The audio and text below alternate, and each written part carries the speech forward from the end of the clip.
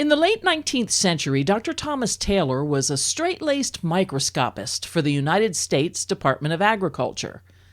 In that role, he authored fairly predictable scientific papers such as Improved Methods of Distinguishing Between Pure and Fictitious Lard and Microscopic Observations on Internal Parasites in Domestic Fowls. But in 1877, long before opining on edible mushrooms or naphthalene as an insecticide, Taylor made a startling statement to a group of fellow scientists. In an off-subject moment, he proposed that criminals could be identified by the markings on the palms of their hands and the tips of their fingers. In fact, Taylor said, marks of bloody handprints would present the most favorable opportunities for identification of murderers.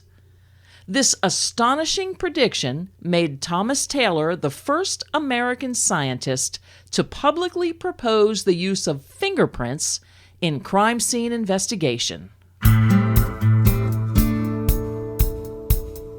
Whether it's history, crime, or legend, Stephanie Hoover has that story.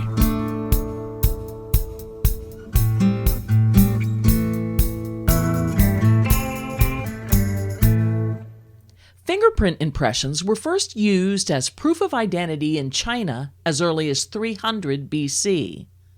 In 1788, German anatomist J.C.A. Meyer publicly announced his conclusion that the arrangement of skin ridges is never duplicated in two persons. By the late 1800s, it was an accepted fact that fingerprints offered a permanent means of identification. In other words, scientists knew that our fingerprints remain consistent from birth to death. Yet, oddly, it took a microscopist from the Department of Agriculture to suggest to American law enforcement that handprints could identify crime suspects. 16 years after Taylor's speculation, Mark Twain used fingerprints as a means of solving a murder in his story, Pudd'nhead Wilson. In this tragic tale, a small-town lawyer by the name of David Wilson includes among his odd hobbies that of fingerprinting the townspeople of Dawson's Landing. Twain described it thusly. He carried in his coat pocket a shadow box with grooves in it, and in the grooves, strips of glass 5 inches long and 3 inches wide. Along the lower edge of each strip was pasted a slip of white paper.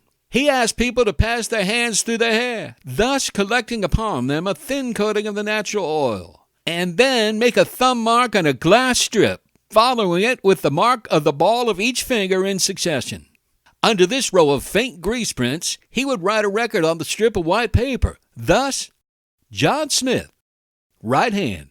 As Twain tells it, David Wilson's neighbors thought that only fools would believe in such a silly thing as fingerprint records. They nicknamed Lawyer Wilson Pudd'nhead, an insult reserved for the most brainless of men. It is, of course, Wilson who gets the last laugh when his print collection becomes the star witness in court and saves an innocent man from the gallows. While Mark Twain's Pudd'nhead Wilson was a fictional fingerprint expert, New York City Police Inspector Joseph Faurot was the real deal. Faurot earned a permanent place in American history by becoming the first man to successfully convince a jury that fingerprint evidence alone could be used to prove guilt. And it all started with stolen underwear.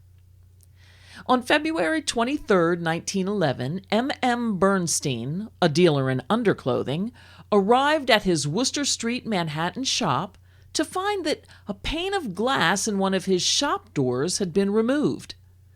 This allowed a thief to access Bernstein's storage room and from it remove $500 worth of merchandise. Sharp-eyed detectives noticed slight finger marks on the glass. They forwarded this evidence to Faurot, who was, at the time, head of the fingerprint department of the New York Identification Bureau. Faurot detected 2 fingerprints and 2 thumbprints on the glass and made a painstaking comparison between these and the 70,000 prints in his files. The search produced a match. The prints, Faurot determined, belonged to 31-year-old Charles Crispy. Crispy was a repeat offender well known to the police. In fact, he was photo number 2515 in New York's famed Rogues Gallery. Although police had no other evidence or proof of Crispy's involvement in the theft, Faurot was confident in his identification. He'd found 29 similarities between the prints on the glass and Crispy's file prints. Faurot urged the district attorney to prosecute the case, and he had a plan for how he could persuade the jury of the reliability of his testimony. In a classic Perry Mason-style moment, while Faurot waited out in the hallway, all 12 members of the jury were fingerprinted by his assistant. One of the jurors was also asked to place a fingerprint on a piece of glass. Faurot was then called back into the courtroom. He was given the jurors' fingerprint cards and time to examine the glass. Within minutes, he correctly identified the juror who'd left the finger mark on the glass. There was an audible gasp as jurors and spectators realized what they'd just witnessed. Defendant Crispy, on the other hand, knew the jig was up. He tried to change his plea to guilty, but was denied. Yet, because the judge recognized the importance of what had just occurred, he offered Crispy a lenient sentence of 6 months in exchange for describing how he'd committed the crime. Crispy's retelling of his burglary matched Faurot's deductions. While delivering his decision, the judge hailed this first use of fingerprints in a conviction as a triumph for science. After the Crispy trial, Faurot became America's premier fingerprint expert, although some in his own department still tested him from time to time. One of his staff's favorite stunts was to present 2 startlingly similar lookalikes to Faurot to try to trip him up. In true Faurot fashion, he fingerprinted both men and permanently cemented their dissimilarities in his mind. He never once confused them. Faurot was as passionate as he was confident about the value of fingerprint evidence. "Fingerprints are absolutely reliable," he once said. "The system is unique because of its simplicity and unfailing accuracy, being built upon the foundation that no 2 fingerprints are exactly alike, even among fingers of the same hand, verifying the axiom of nature never repeating."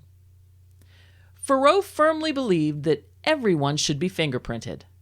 "There should be no unknown dead," he declared. Some years later, J. Edgar Hoover would also advocate for fingerprinting every American, although one could be excused for questioning whether his motives were as honorable as Faurot's. By the early 1900s, the New York Police Department had become a cesspool of graft and corruption. Faurot became its redeemer, an honest cop in a nest of vipers.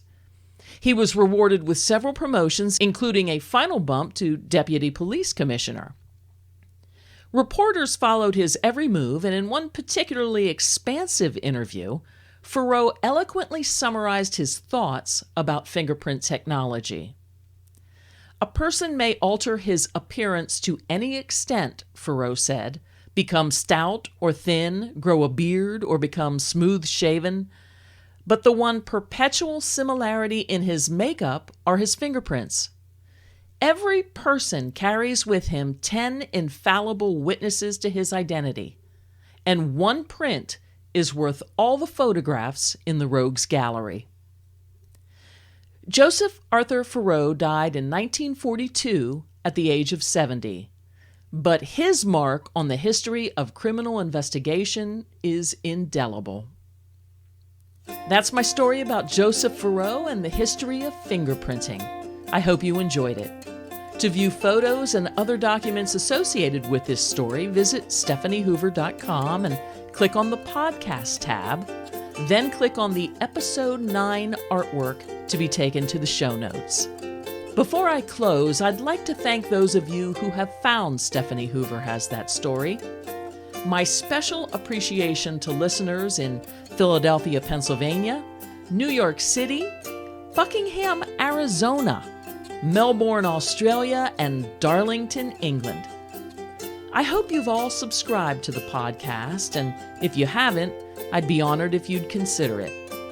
As always, text your thoughts about the show to 717-902-9291. This is Stephanie Hoover signing off and reminding you, until next time, be well, be happy, and be kind.